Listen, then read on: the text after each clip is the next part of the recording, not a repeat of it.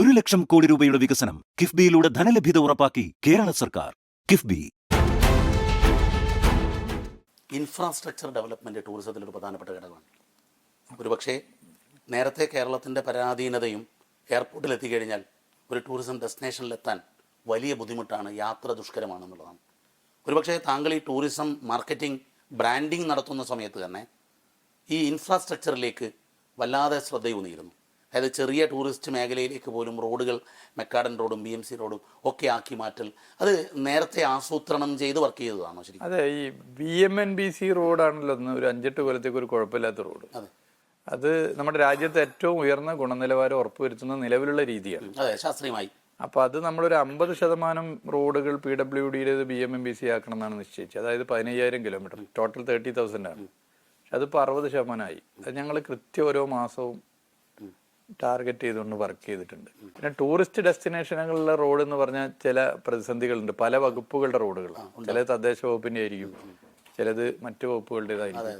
പക്ഷെ ഞങ്ങൾ പരമാവധി ശ്രമിച്ചിട്ടുണ്ട്. ഇപ്പോൾ മൂന്നാറിലേക്കുള്ള റോഡ് അരിക്കൊമ്പം വന്നതിന് ശേഷമാണ് അതൊരു ട്രെൻഡായത്. അരിക്കൊമ്പനെ കൊണ്ടുവന്നൊക്കെ കാട്ടിയപ്പോഴാണ് ആളുകൾ ഇത്രയല്ല റോഡാണോ. നേരത്തെ വാഗമണിലേക്കുള്ള റോഡും മൂന്നാറിലേക്കുള്ള റോഡും ദുഷ്കരമായിരുന്നു. ഇപ്പോഴത്തെ റോഡുള്ള വ്യത്യാസം നമുക്കറിയാം. റോഡുകൾ, പാലങ്ങൾ ഒരുപക്ഷെ 30 വർഷം കേരളത്തിൽ കിട്ടാത്തത്രയും കഴിഞ്ഞ 10 വർഷം കൊണ്ടുണ്ടായി. അതിൽ കഴിഞ്ഞ 5 വർഷം ഏറെ നിർണായകമായിരുന്നു.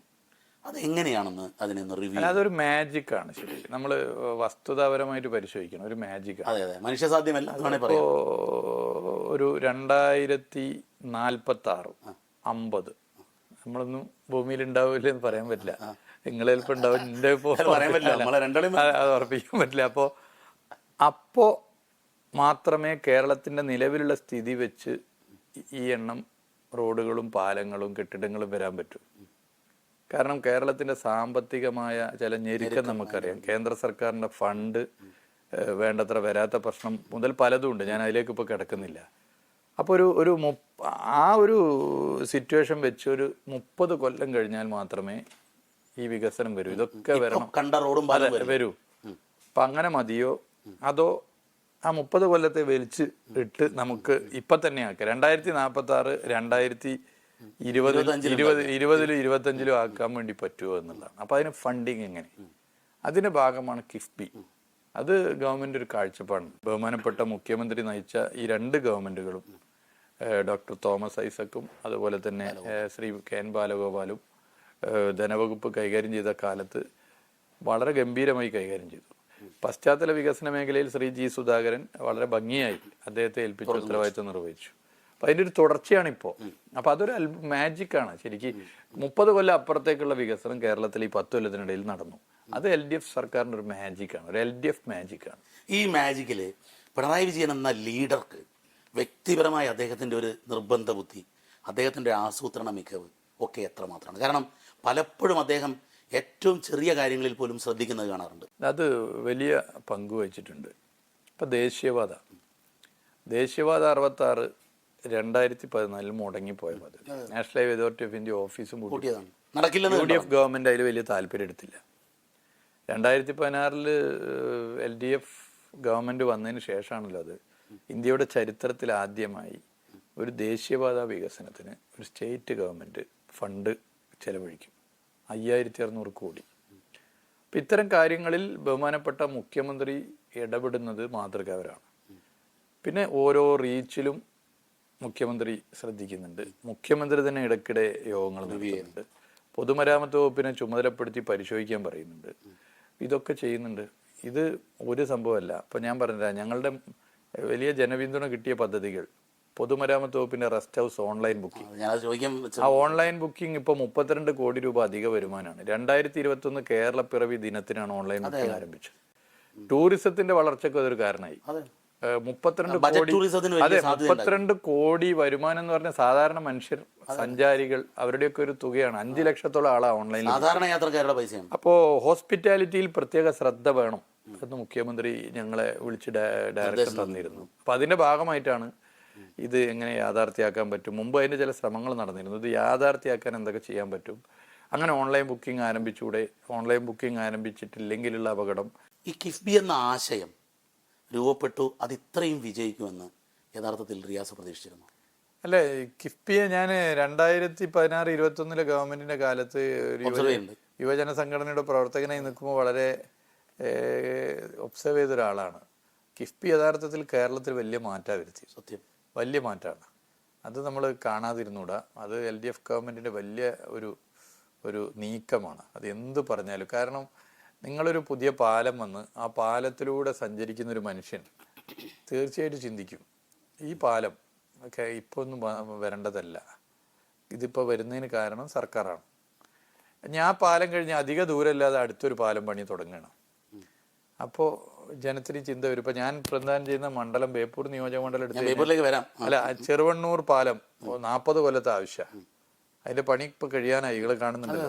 അതിന്റെ പണി കഴിഞ്ഞാൽ ആ തൊട്ട് കുറച്ചപ്പുറത്ത് അരീക്കാട് പാലത്തിന്റെ പണി ആരംഭിക്കുകയാണ്. അത് വേറൊരു മണ്ഡലവും ബേപ്പൂർ മണ്ഡലവും കൂടി ചേർന്നതാണ്, സൗത്ത് മണ്ഡലം. പക്ഷെ ആള് കാണുകയാണ് ഒരേ സമയത്ത് 2 പാലം ഇത്ര വലിയ തുകയിൽ ചെലവഴി. ഇത് അവിടെ മാത്രമല്ല, നമ്മൾ എടുത്തു കഴിഞ്ഞാൽ കേരളത്തിൽ ആകെ കാണാം.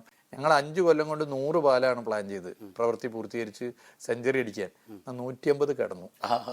ഇപ്പൊ മുഖ്യമന്ത്രി ഉദ്ഘാടനം ചെയ്ത അമ്പൂരി പാലം 11 ഉന്നതികളിലെ സാധാരണ മനുഷ്യന്മാർക്ക് ലോകത്തേക്ക് വരാൻ അമ്പൂരി പാലം സഹായിച്ചു. കേരളത്തിന് അതിർത്തിയായ പാറശാല മണ്ഡലത്തിലാ ആ അമ്പൂരി പാലം. തുടങ്ങി 150-ലധികം പാലം, 170-170 അടുത്ത് പാലം 100 ഞങ്ങൾ പ്ലാൻ ചെയ്തത്.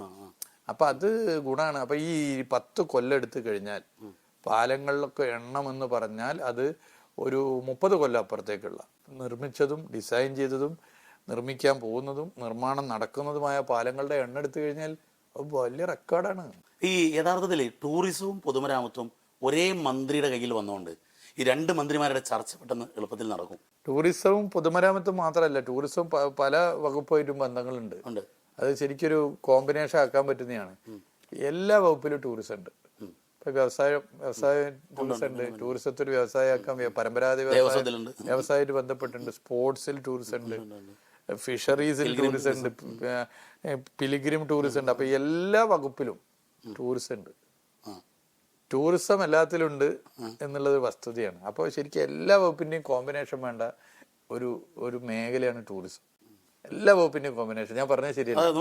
അതെ, അതാണ് ഈ താങ്കൾ നടപ്പിലാക്കിയ ഒരു വളരെ ഇന്നോവേറ്റീവായ, ഞങ്ങൾ സിനിമയിലുള്ള പല സുഹൃത്തുക്കളുമായിട്ട് വളരെ സന്തോഷത്തോടെ ചർച്ച ചെയ്തൊരു വിഷയമാണ് ഈ പഴയ പാലങ്ങൾ, കിരീടം പാലം മോഡൽ ഉണ്ടാക്കി എന്നുള്ളത്. അത് വലിയ രീതിയിൽ സ്വീകാര്യത കിട്ടി. ഒരുപക്ഷെ ആ കാലഘട്ടത്തിൽ സോഷ്യൽ മീഡിയയിൽ വൈറലായിരുന്നു, സിനിമാ മേഖലയിലും വൈറലായിരുന്നു. ഈ ആശയം എങ്ങനെയാണ് വന്നത്? അതിനെ എങ്ങനെയാണ് കണ്ടത്? അല്ലേ, ഞാൻ പാരീസിലൊരു ടൂറിസം മാർട്ടിന് പോയപ്പോൾ പാരീസിലെ പാലങ്ങൾ നമ്മൾ എടുത്തു കഴിഞ്ഞാൽ ഒക്കെ ദീപാലങ്കൃതമാണ്. പിന്നെ അതിന്റെ അടുത്തൊരു ചെറിയ പാർക്ക് പോലെ ഉണ്ടാവും. അവിടെ പ്രാദേശിക കലാകാരന്മാരിങ്ങനെ വന്ന് കഫറ്റേരിയ ഉണ്ടാവും. അപ്പൊ അതെന്തുകൊണ്ട് നമ്മുടെ നാട്ടിൽ വന്നുകൂടാ എന്ന് പൊതുവെ ഞങ്ങൾ ചർച്ച ചെയ്തിരുന്നു. ഒരു ഡിസൈൻ പോളിസി വർക്ക്ഷോപ്പ് നടത്തി.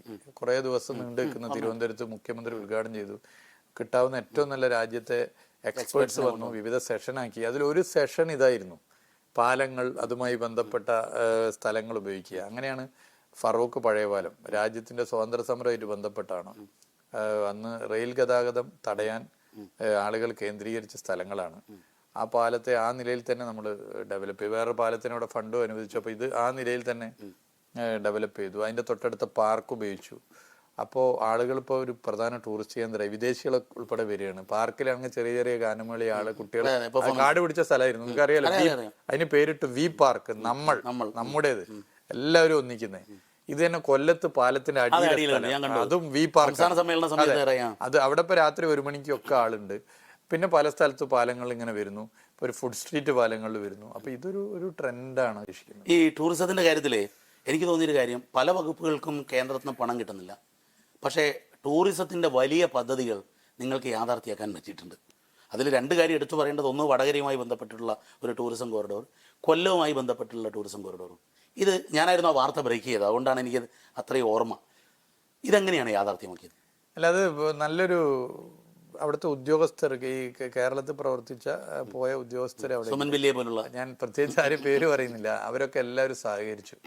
അവർ നല്ല പ്രപ്പോസൽ നിങ്ങൾ തയ്യാറാക്കി തുടർച്ചയായി ഫോളോ അപ്പ് ചെയ്താൽ പദ്ധതികൾ ഇഷ്ടം പോലെ വരാൻ സാധ്യതയുണ്ട്. ബഹുമാനപ്പെട്ട ടൂറിസം മന്ത്രിയായിട്ടും ചർച്ച ചെയ്തിരുന്നു. അദ്ദേഹത്തെ പോയി ഡൽഹിയിൽ നിന്നും സംസാരിക്കാൻ, പിന്നെ ഇവിടെ കേരളത്തിൽ 2 തവണ വന്നിരുന്നു. അപ്പോൾ ആ നിലയിൽ ഈ പറയുന്ന ഉദ്യോഗസ്ഥരൊക്കെ വലിയ സഹായം ചെയ്തു തന്നിട്ടുണ്ട്. അപ്പൊ ടൂറിസം മാത്രമല്ല, ഇപ്പൊ ദേശീയപാത ശ്രീ നിതിൻ ഗഡ്കരി അദ്ദേഹമായിട്ട് നമ്മൾ ചർച്ച ചെയ്യുമ്പോൾ വളരെ പോസിറ്റീവായിട്ടുള്ള സമീപനമാണ് അദ്ദേഹം എടുത്തിട്ടുണ്ട്. പക്ഷേ എല്ലാ കേന്ദ്രമന്ത്രിമാരും അങ്ങനെയാണെന്നുള്ള അഭിപ്രായം എനിക്കില്ല. പൊതുവെ എടുത്തു കഴിഞ്ഞാൽ കേരളത്തോട് കടുത്ത അവഗണനയാണ്.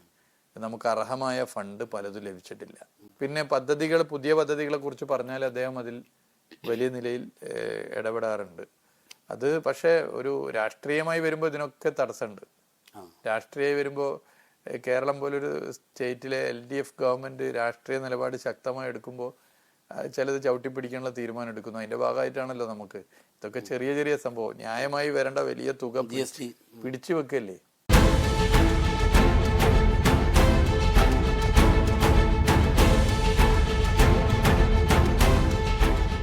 ലോകത്തെവിടെയായാലും ഏത് സമയത്തും 24 വാർത്തകളും ഓഗ്മെന്റഡ് റിയാലിറ്റി പാക്കേജുകളും എക്സ്പ്ലെയിനറുകളും വിശദമായി കാണാൻ ഞങ്ങളുടെ യൂട്യൂബ് ചാനൽ നിങ്ങൾക്ക് സബ്സ്ക്രൈബ് ചെയ്യാം.